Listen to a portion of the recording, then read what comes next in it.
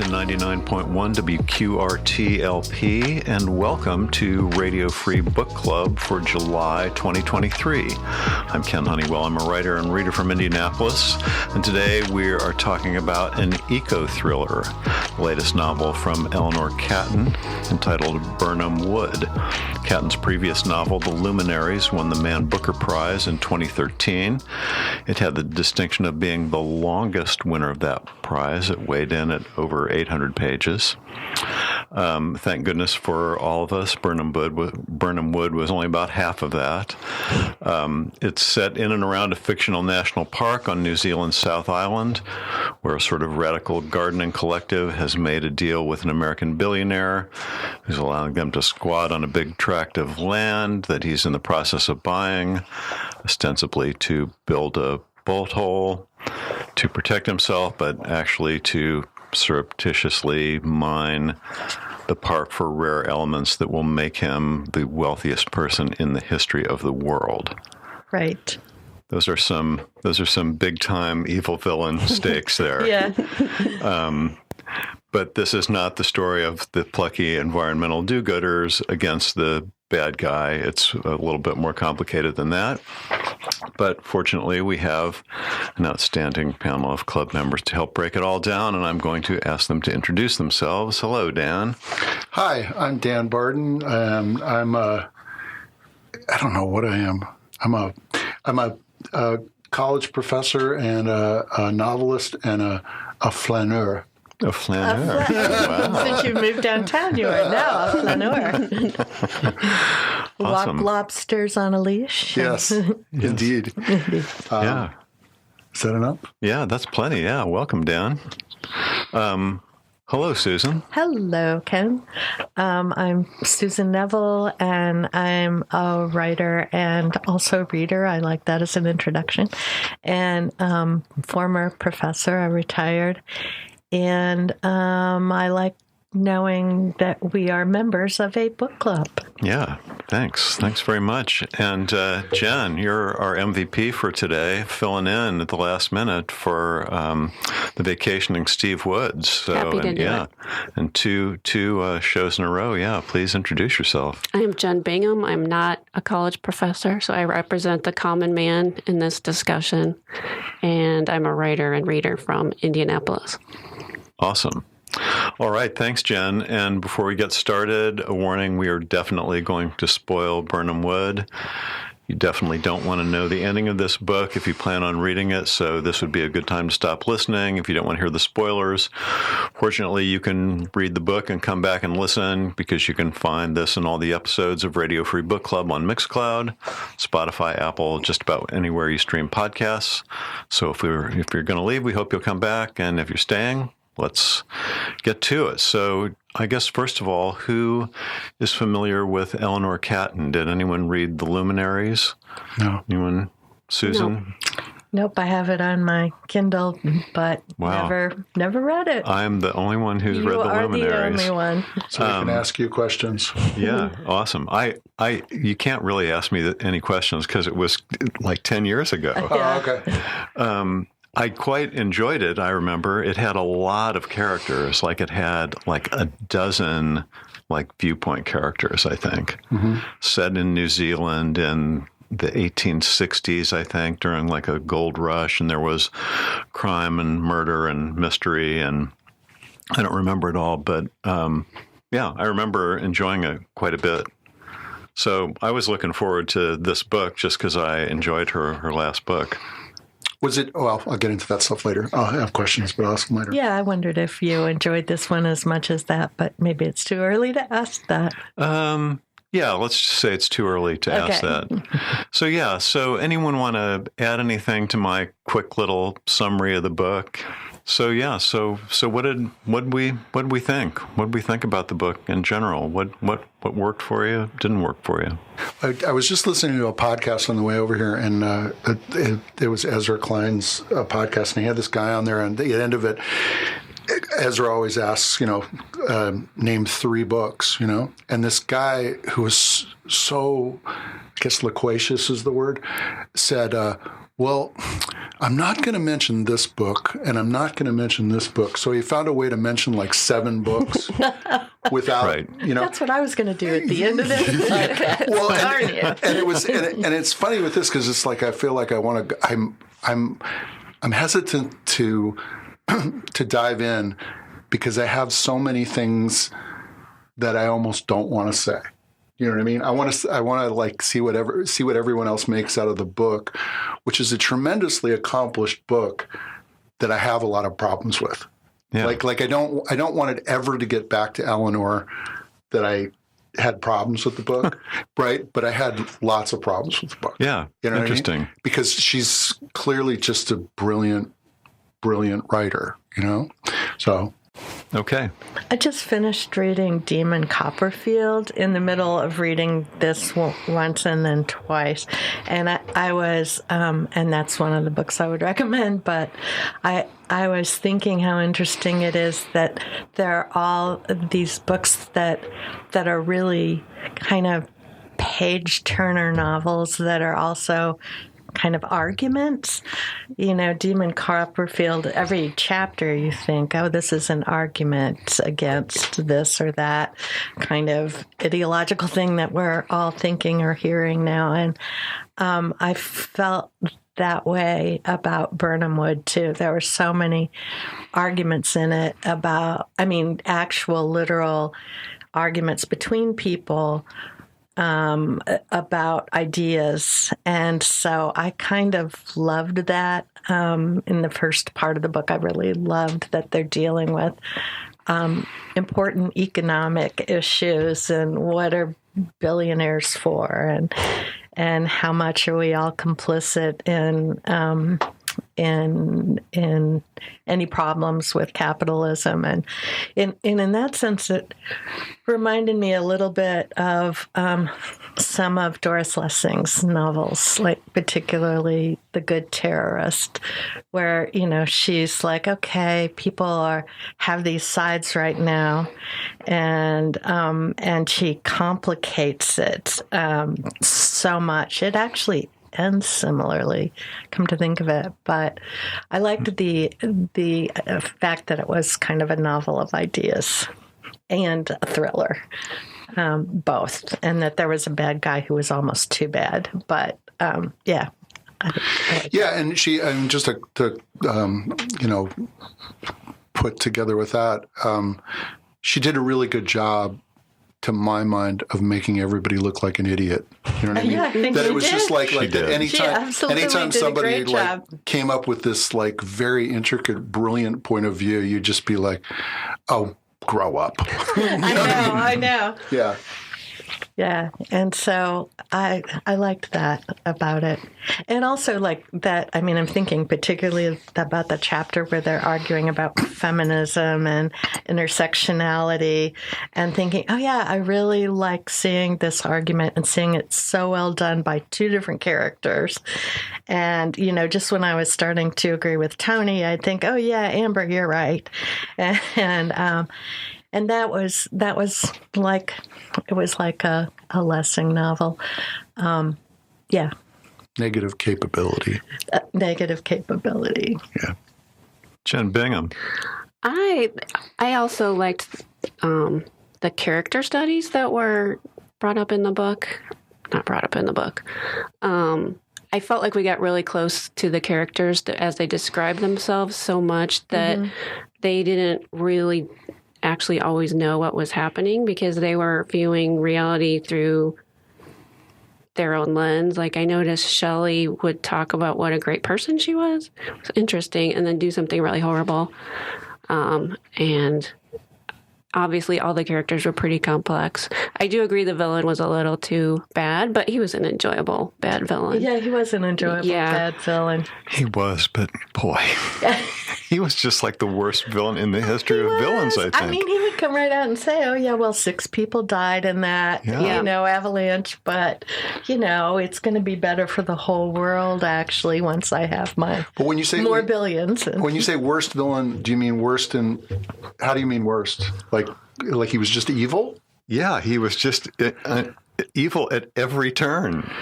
Yeah, I felt differently about him. I mean, this is one of those things that I'm hesitant to talk about. I thought, like, dude, couldn't you have outsourced some of this evil? I mean, he seemed involved in a lot of stuff that, like, a billionaire shouldn't be involved in. Yeah. I mean, it's just like, oh, I'm going to fly in there and kill some people. And it's like, no. Stay in the United States. You know what I mean? Pull the trigger from, the other continent, I mean, he seemed silly in a way. Well, yeah. I mean, I think that's it. To me, he was cartoonishly evil. Mm-hmm. Yeah. And maybe, having read about the visit to the Titanic with those billionaires, you kind of, you could say, well, there's an argument. These guys do stupid things and go, because at times you just think, well, how did you end up there? Why don't you leave? I feel like there were a lot of, like, writerly red herrings in this. Like, when you got to the end of that section, I feel like I could almost feel this brilliant writer who's got this, tremendous capacity for getting inside people's heads and tremendous capacity for sentence making. Some of the best sentences I've ever read, some of the most intricate sentences I've ever read. And she gets to this point and goes, oh, I can't sustain this. What am I going to do? Oh, somebody has to kill somebody. And it seemed almost like glib to me that Owen would die. You know what I mean? It just seemed like a narrative necessity in order to get and from that point on in the novel, and I could see that she had to do it, that the author had to do it, but from that point on in the novel, things became a little bit incredible to me. Mm-hmm. I absolutely agree. Yeah. When I was reading the book the first time, I was like, this is so good. I've got to tell everybody about it. It's so good. I liked it. It has similarities to Richard Powers' The Overstory.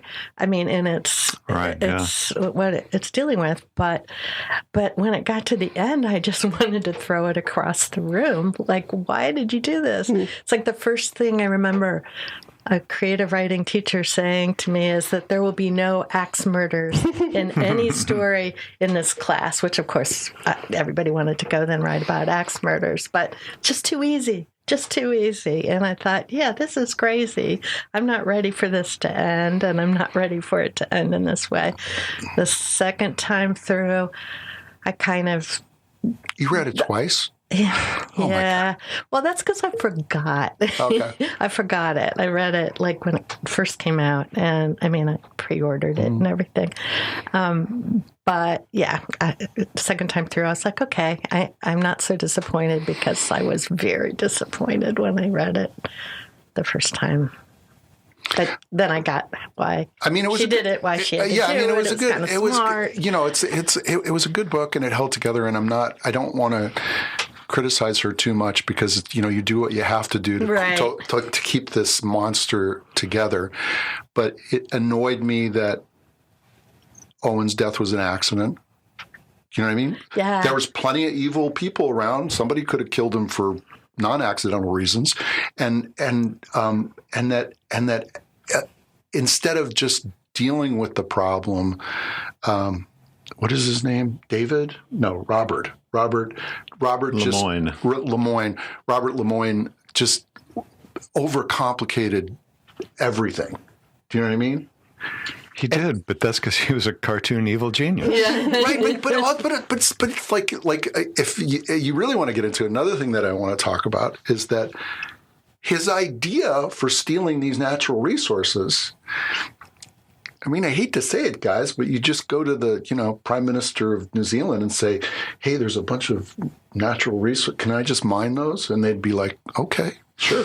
They'd want a cut, though, probably. Yeah. I don't think he wants to share it with anybody. He might not be the wealthiest person in the history of the world. Yeah. And I think she tried to cover that by anticipating that objection and saying that they were not allowed to mine in national park land. Because that never gets in the way. Yeah, no, that never. And then the other thing about Owen's being an accident, there were these hints, and they may have been red herrings too, that Robert Lemoyne had actually changed the code on the gate and done everything that day because he actually knew Owen would be coming, and then you had, and I don't know, but that's way too complicated. That's way too complicated. It's like a bad defense lawyer or something. Okay, can I say one more quibble and then I won't? Then I'll stop quibbling. I'll be supportive. Is Tony? Tony upset me too, because Tony's such a. And then he just goes out into the wilderness, and it turns out that he's like a superhero. Do you know what I mean? Yeah. I mean, it's like because I kept going. How do you know all this and you can't make a living, you know what I mean? Or you can't get your articles published in reasonable publications, but you go out and you understand, you know what I mean? And then every once in a while she would throw in some detail like he didn't know how to do this. And it's like, that's kind of random. Why does he not know how to do this when he knows how to do everything else? I think those are all reasonable. I think those are all really reasonable questions. Well, kind of staying there for a minute. Let's just talk about the characters for a minute. There are, 5 or 6 viewpoint characters in the book, both of the Darvishes, Mira, Shelley, Tony, Lemoyne. I think that might be it. That might be it. Tony's the girl he saw also. Oh, right. I forget her name. Ruby? Yeah. Bridget? No. Ruby? I don't remember. I don't remember. But there were a lot. Do we have a strong feeling about who the protagonist was? Oh. Does it matter? What characters did you empathize with any character more than the others? I found most of them dislikable to a degree, but I grew to like Mira and Tony, even though they were kind of annoying people. Mira, I think because she was always trying to do the right thing. So I appreciated that in her. Yeah, there was a sweetness about Mira. Yeah. But I didn't really get her. I mean, I wanted to know what she was about, She was a little mysterious. Which one had the mother who was a hippie? That was Mira, yes. Right? Mm-hmm.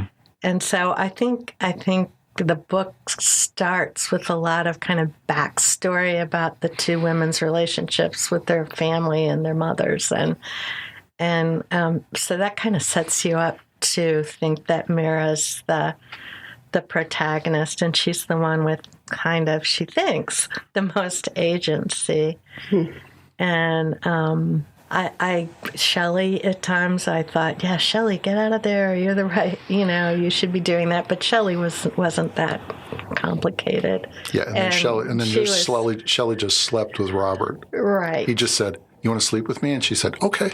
And that was part of Robert's evil plan, Right. Like to lead Mira on, and Shelley was kind of up for that from the very beginning because she was going to take Tony. Yeah, that was her whole plan. Yeah, that was her plan from the beginning. So, and toward the end, I was rooting for Tony. I really was. I know he was like cartoony. You can't underestimate how unlikable he was before, right? Yeah. I thought he was just ridiculous. You did, really? Because he was just one of those guys that's like, I have a guy like that in my life right now, a communist, where it's just like, anything you say, he can tell you how you're wrong. Right. You know what I mean? And so, like, at the end of the day, it's just like, shut up. You know what I mean? Yeah. Go get a job. You know what I mean? But I felt like he was young and had ideals, and he would have all that beaten out of him had he lived to get a job.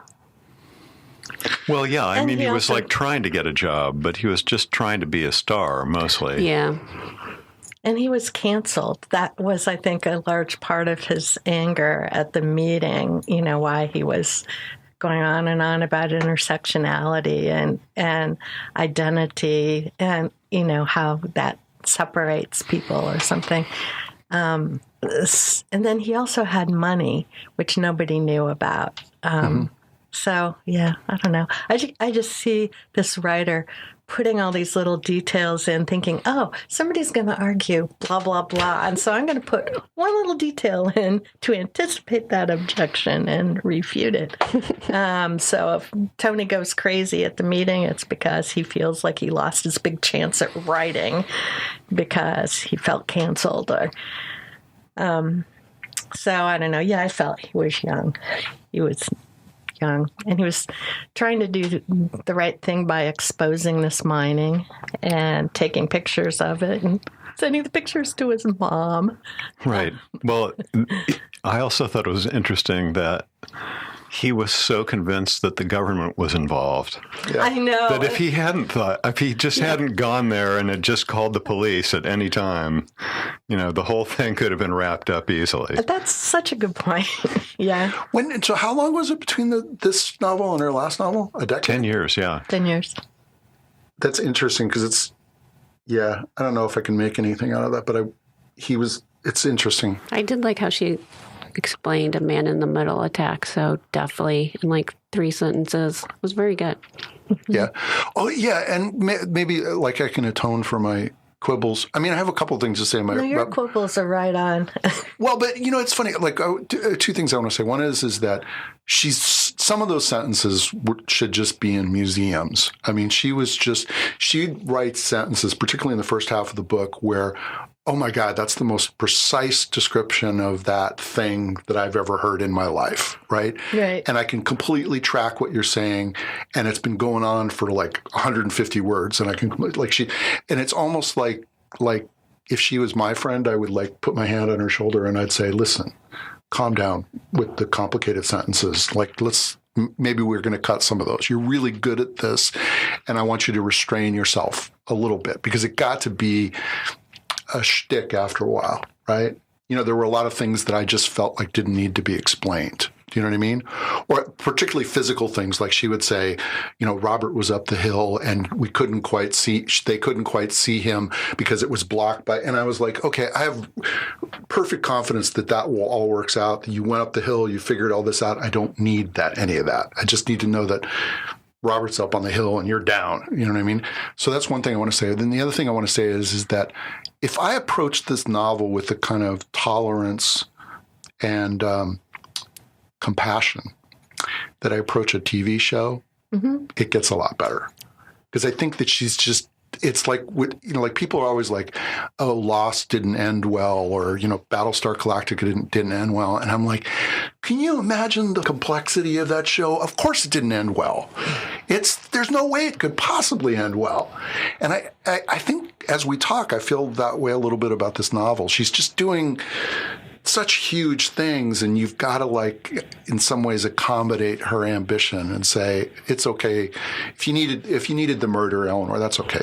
You take the murder. If you needed things to be a little sloppy at certain points, it's okay. Because you're encompassing the whole world, Does that make sense? Yeah, no, it absolutely does. Susan, it's interesting. You mentioned the Overstory. I actually just finished the Overstory. Oh. I read it. I read this a couple times, and then I read the Overstory. But it's interesting.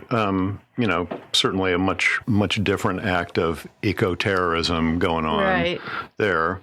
But let's talk about just Birnam Wood, the organization, for a minute. Is what they're doing a good thing? Is it an understandable thing? Is it? They're stealing. They're stealing resources. Is it terrorism? I don't think so. No, not at all. I think so. they're like reusing, recycling, all that kind of stuff. They seem like a nice group of kids, honestly. I was a little surprised with how quickly they became seduced by a billionaire, but I was surprised by that. Yeah, almost all of them. But I think they're doing good in the world. It might technically be illegal, but they're finding little bits of used, and they'll put a plant there, right. And harvest tomatoes, and reduce, recycle, reuse. They're doing it, and they're not really stealing from individuals. They go when they want. They're stealing water and electricity. Oh, yeah, electricity. Well, they stole tools, too. In. Yeah. But I almost think that's one of those things that I want to forgive the writer for, is that I feel like when she started out, she had a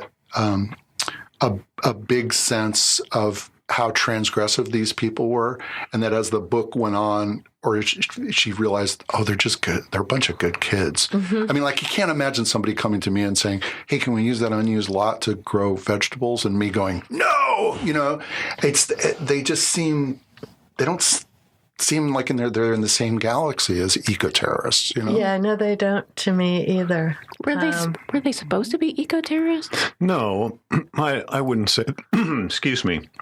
No, I wouldn't say I thought they were terrorists, but they were eco-warriors. They were supposed to have an edge. Gotcha. Is that how that was presented, like on the cover or something? I got that feeling. Okay, so I didn't read. I just went straight into this book without reading the cover or anything. So I thought it was just a literary novel about a collective of kids at first, and then it turned into a thriller. Here it says, an undeclared, unregulated, sometimes criminal, sometimes philanthropic guerrilla gardening collective. Guerrilla gardening collective. That's right. That's good. Yeah, that's true. Yeah, but guerrilla makes them sound a little bit more edgy than they turn out to be, though. They're not edgy. Yeah, they're not very edgy. But again, with my compassionate attitude towards the book, I feel like she did a lot to, like, oh, I got another quibble. I don't want to tear it apart, but I've got one more. Well, yeah, no, like I just, like, I've shouted this at my students to no avail many, many times. Like, what's wrong with chapters and paragraphs? Can we have chapters and paragraphs, please? Because, boy, this thing went, you know what I mean? Yes. I started reading it, and I was like, this seems like the kind of book that's going to have 100-page chapters. And I was right. Yep. Mm-hmm. Yep. And it's like, is that almost like, like in Zen Buddhism, there's this cult of, like, you're not doing it right unless it's painful. You know what I mean? And I feel like, well, couldn't we just have broken this up a little bit? No? Nobody in the editorial process said, do some chapters for us, Eleanor? You know what I mean? She won the Booker Prize, so she probably won that argument. Yeah, she probably did. Yeah. I didn't feel that the lack of chapters, and I mean, it just, maybe it's reading it on a Kindle, or I don't know what the difference is. But yeah, that didn't bother me, because I can't see where she would have, like, broken things. I have the answer to that question. Oh, you do? Okay, yeah. That's great. What is it? Anywhere. Oh. But then the question is, why? Why do you need to? So that a reader who's, like, spends most of his or her time on, a mobile device gets just a sense that this is not going to go on for 20 hours at a clip. Well, yeah. Do you know what I mean? Got it. Just like, I just look to those endings of those chapters to say, there's a break there. I can stop at some point. Right. And I'm more of the kind of reader, it's like, I don't want to break. I want to just stay lost in this world as long as I can. And that's one of the reasons I didn't like the ending bothered me, because it's like, wait, you've brought up all these things, and I want to keep following them and thinking about these ideas. And, I don't know. Yeah, it didn't bother me in this book, and I like my chapters, but for some reason, this one didn't bother me. Yeah, didn't bother me at all. So Susan, let's talk about some of those ideas. One thing the book brings up is the idea that the super wealthy are able to affect the world in more ways than anyone in the history of the world, even if they're not the wealthiest person in the world. Should we just all hope they're going to do the right thing? Are we anti-billionaire? That's such a good question. I guess I am. Me too. I guess I would be more pro-Tony. In this case, I just, I don't feel like he even knows it. Robert Moyne, the evil billionaire, says, yeah, we know we've got more power than anybody in the world has ever had power before, and unfortunately, it clearly corrupts. That was one of the things I loved about the Birnam Wood Collective, because in a lot of books about collectives like that, one person gets power hungry and it becomes a cult, and this just doesn't. And so when, Mira may be doing a disservice to Shelley when she says, well, okay, we've got this money now from the billionaire, we're going to move the collective into a better economic, place. She basically, gives up her leadership to someone else, and so I liked that. And Robert Lemoyne knew he was a horrible person. He did know he was a horrible person. Yeah, but he also thought, well, I'm helping the whole West, because once we get these minerals out, then, everybody has their cell phones and they're going to love me because we no longer have to get those rare minerals from China or someplace in the East. So he was telling himself he had kind of a thing to do, but it was mostly going to make him rich. Yeah. And he was a doomsday prepper too. But that was fake. Yeah, it was fake. Once he got it out, he wasn't really going to do it. it'd be a nice thing to have. Oh, an underground bunker. Sure. Yeah. Yep. So, Jen, is this, you thought it was going to be a literary novel. It sort of became a thriller. Yep. Is there anything larger we're supposed to take away from it there about the environment or late-stage capitalism or the surveillance state or anything else? I think so, yeah. She's obviously someone who's interested in the environment and pro that and against billionaires. But it's kind of all there, on the page, that the way we live isn't really right, that young people have good ideas about how to share the earth better sometimes, and that billionaires are bad and stealing stuff, basically. Did anybody think he killed his wife or not? That seemed like a pretty open question. Yeah. Yeah, I thought he did. I actually thought he killed Owen, too. Oh, really? But I don't know.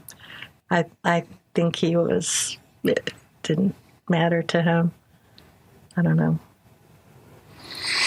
I think Shelley thought that he killed his wife, or was it Mira? Somebody figured it out that he'd killed his wife.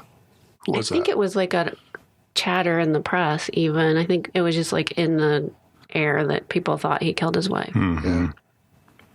Like comments on articles. Like all these characters, and again, I want to approach this with compassion. All these characters seemed a little bit muddy to me. Like, I don't, like you guys seem really convinced of Robert's evil, but I don't even know if I have a handle on him as a character enough to say that he was evil. Sometimes I think about the book and I think, he's just a guy. He's just a businessman. He's just trying to get along. You know what I mean? All these things that happened, like covering up the death of Owen doesn't seem extraordinarily evil. It seems like a good business practice. Yeah, that seems like less evil than just like hacking into everyone's phone and doing all of that stuff. But even that's and just killing people and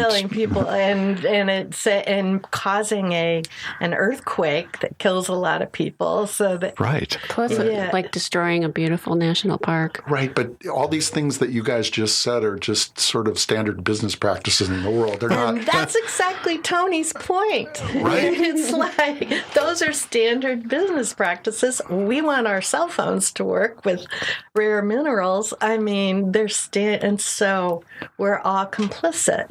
And at the very last line in the book is, Tony is setting all the camouflage on fire so that people can see the destruction of the park and the destruction, of the land.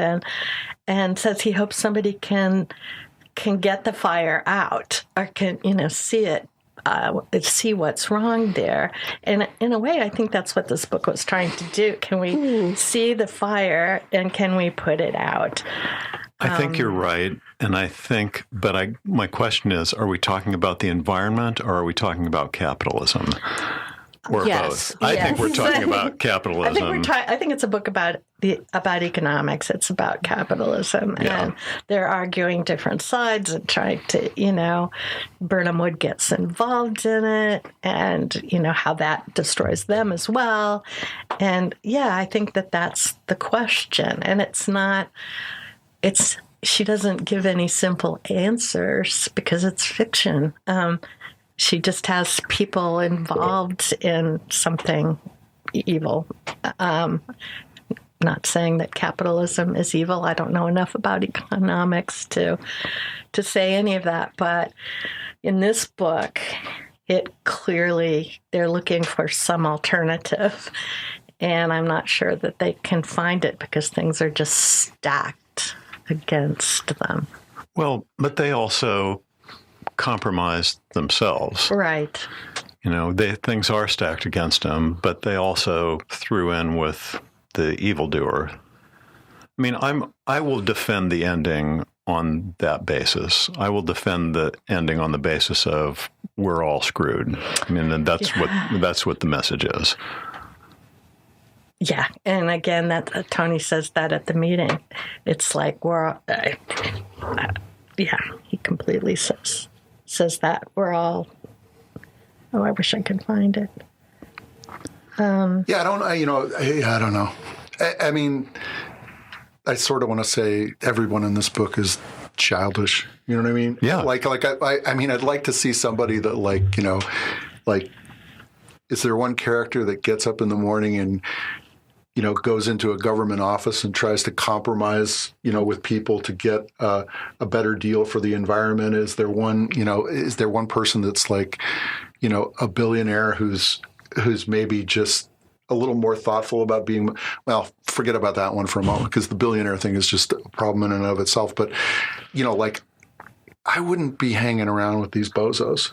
I mean, it wouldn't be like, oh, we're going to put that's really cool, those gardens everywhere and stuff like that. I really like that. And then I would go home. You know what I mean? I wouldn't, they seem sort of.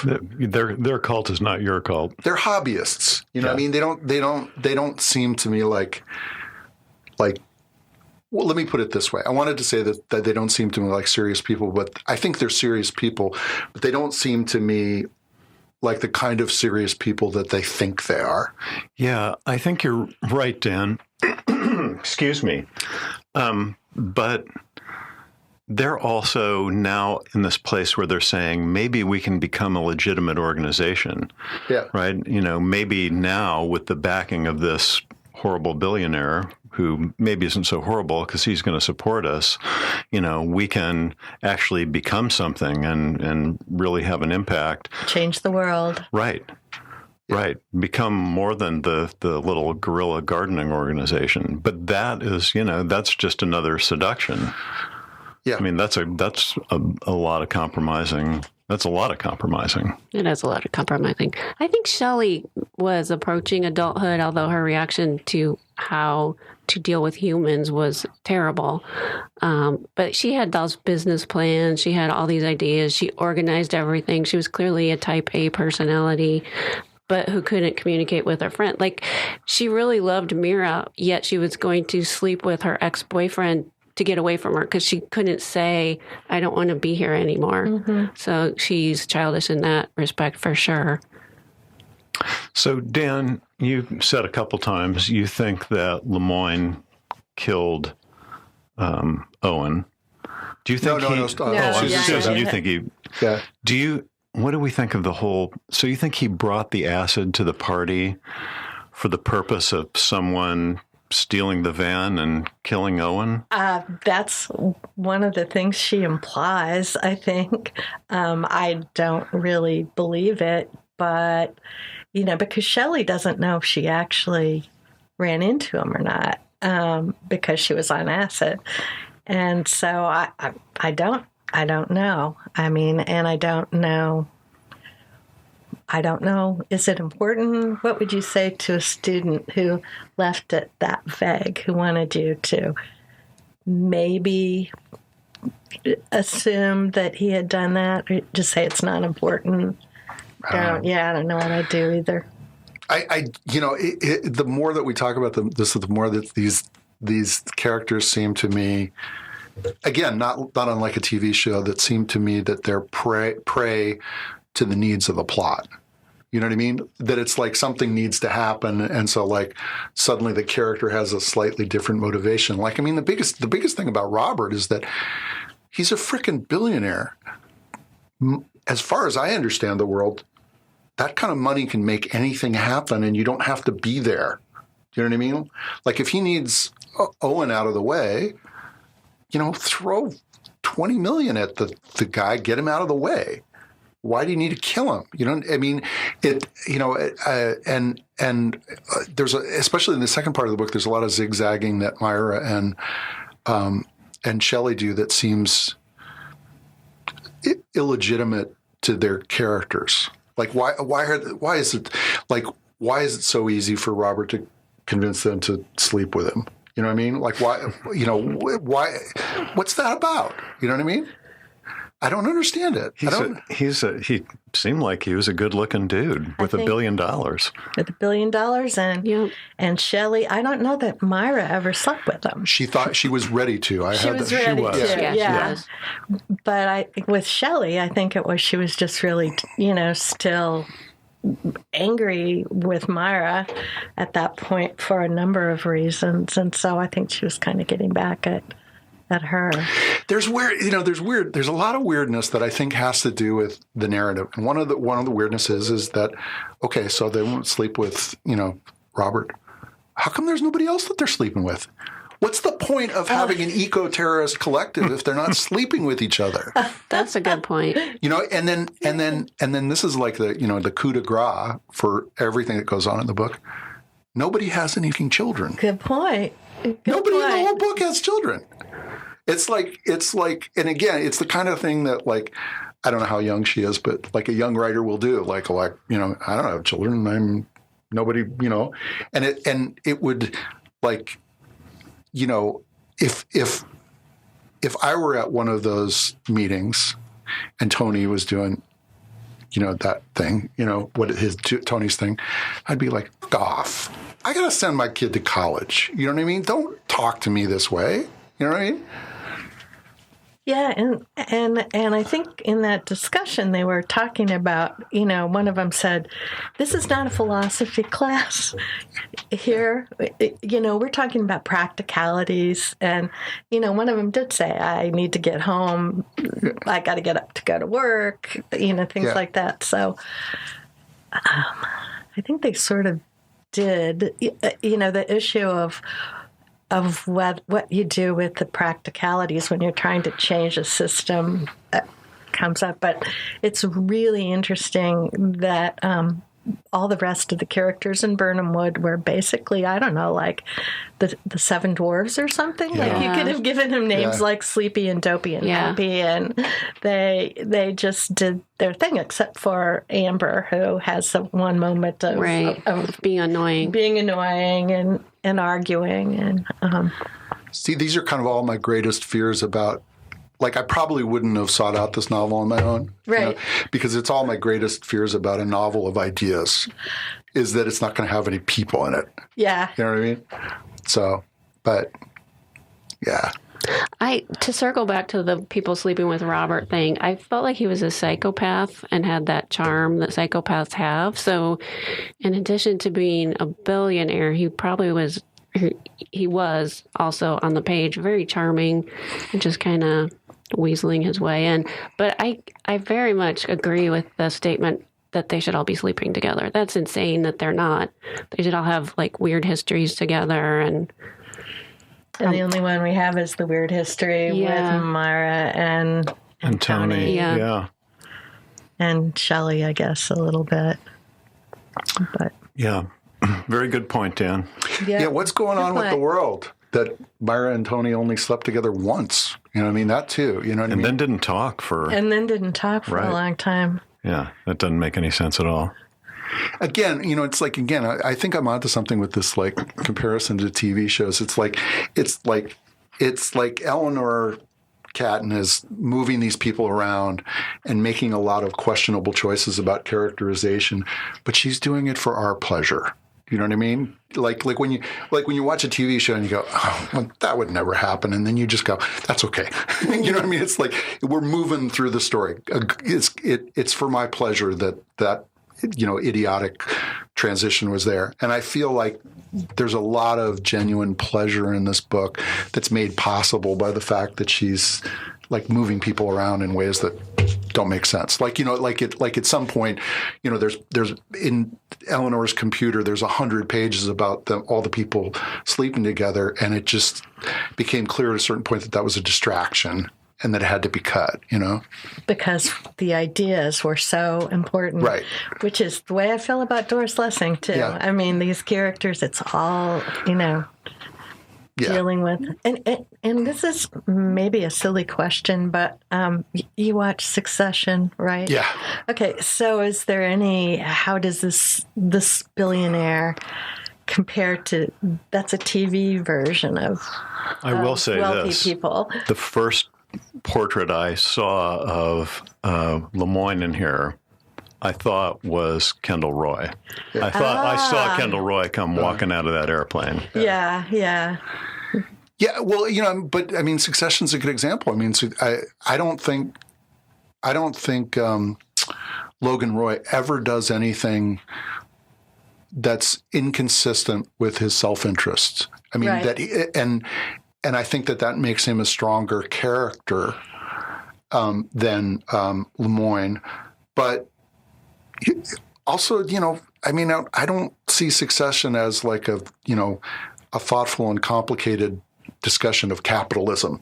You know what I mean? Mm-hmm. I think of it as just like, wow, this is a crazy family. I love these people, But, I don't think it's as thoughtful as this book in some ways. Mm-hmm. I mean, like Logan. I mean, like, we can talk about Succession sometimes, but it's like those people are all idiots, and they behave like idiots. You know what I mean?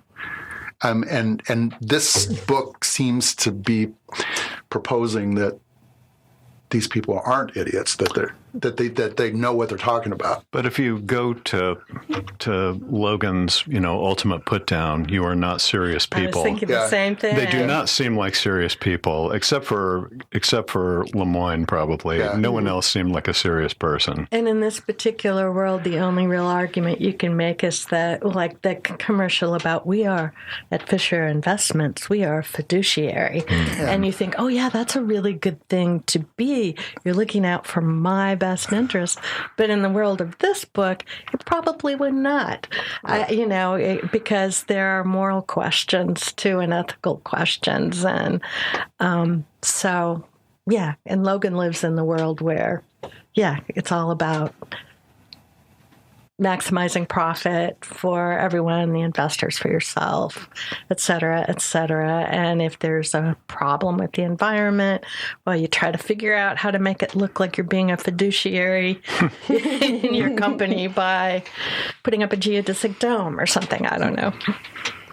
Well, now I'm interested to know what everyone thinks if they would recommend this book. Dan? To a certain kind of person, yeah, I would recommend this book.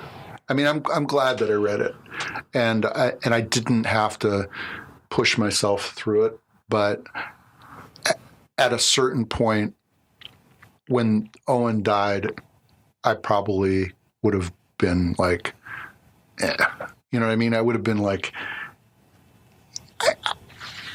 I mean, I don't want to come off like, well, but when I see the writer pulling the strings, I lose interest in the book. And when, it was like just someone needed to die. And so someone died. I was like, okay, but it was a rewarding and rich experience. And she's a great writer, Yeah. Susan. I agree. Yeah, I would recommend it with the caveat, just understand that it is kind of a thriller and it becomes that as well. But I loved reading it. I was really interested in it. I was interested in the ideas. I mean, a couple of weeks ago, I'm on a Facebook group that completely went ballistically, self-destructive. I won't tell you the name of the group, but it's like a political kind of feminist Facebook group, and it became like one side against the other ideologically. Like, if you're not intersectional, we don't want you here in this group. And I don't know, it became like mean. And I think, I think there's a lot of that in the air. And so I loved watching them talk and trying to work through things and figure, what we should think and, help me understand different things. Anyway, that was an aside. Yes, I would definitely recommend this book. Yeah. Jen? I would recommend it also. I liked it quite a bit. And even I like an ending where everybody dies. So I was kind of happy with that. I thought it was good, but with maybe slight reservations that I'm not totally sure other people would like it as much as I did. Yeah, I probably agree with that. I would recommend it.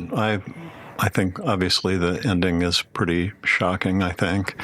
And I think it's good to know going into it that you're reading a thriller. But yeah, I also agree with Dan that I just think she did a really nice job. She is a very fine writer, and she did a really nice job of making each one of those characters be an idiot in his or her own way. Yeah, I like that. Because we are all basically idiots. Yeah, that's right. true. And we all and we all know it. Right. And we so all deserve what's coming to us. All right. Well, speaking of things we got coming, anybody have a book recommendation? Jen, what do you got? I read Big Swiss recently, which is a book about she transcribes the sessions with a therapist and becomes obsessed with one of his clients and ends up meeting him and having an affair with this woman. And it's very odd, creepy, good book. I liked it quite a bit. Awesome. Big Swiss. Mm-hmm. Who's the author? I can't remember. I can look it up. All right. We'll let you look it up while Susan makes her recommendation or several. I just finished reading Demon Copperfield. And Copperhead, sorry. Yeah. My phone corrected it. And I thought it was pretty great. And also Yellowface by R.F. Kuang. Is that how you pronounce your name? And then two more, sorry. Frances Guillot, is that how you pronounce her name? I don't know. She was the one woman who left Picasso, and she just died recently.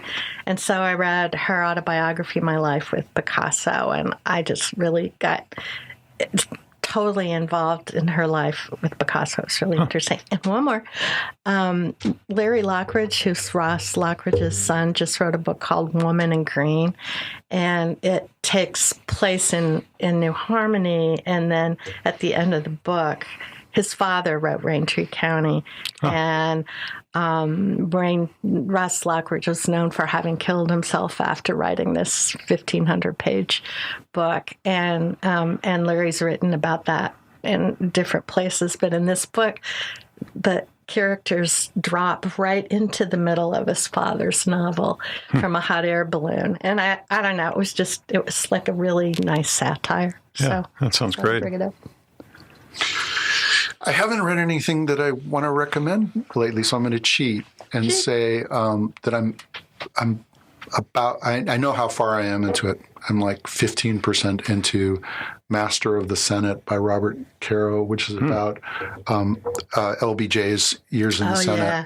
And it's like that entire 15% doesn't even have LBJ in it. It's just about the Senate and how the Senate's been like such a tremendous obstacle to progress in the United States as it was designed to be, but kind of worked better than they hoped it would work. And so I feel like it's a really well-written book. Yeah, those LBJ books are pretty amazing. Yeah. So one of my favorite eco-thrillers of the last few years is a science fiction eco-thriller. It's Kim Stanley Robinson's The Ministry for the Future.